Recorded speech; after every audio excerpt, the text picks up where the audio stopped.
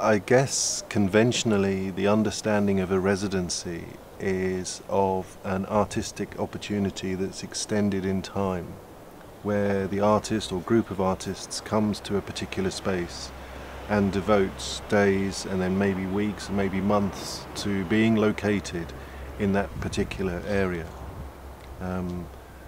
With this residency, it's slightly different. What happens is that I spend a few very intense days recording from very early in the morning until early in the evening, and then go away, and San Cipriano starts to disappear in my memory. But I think that one of the advantages of this approach, has, is it allows me to track the changes in the environment in a more pronounced way than if I were to be living here and experiencing the subtle changes happening around me. That's one advantage.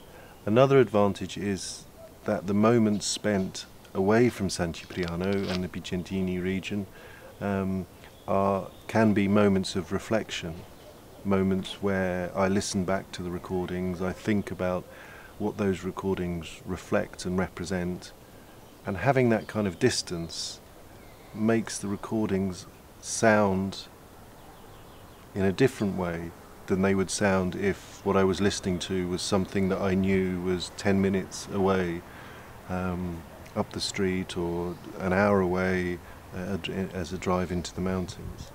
So I think that for me, the residency at the Fondazione is becoming a residency where this question of distance becomes more and more important.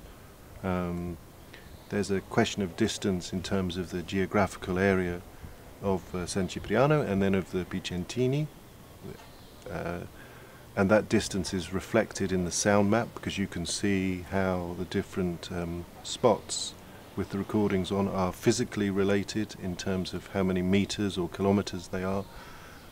But then there's also another distance, which is the distance of the observer or the outsider engaging with a project that has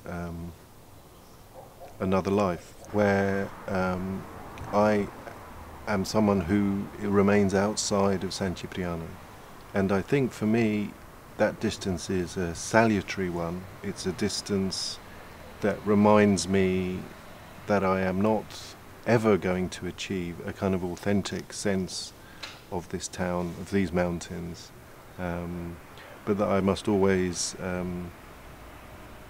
make transparent my status as someone who is observing from the outside.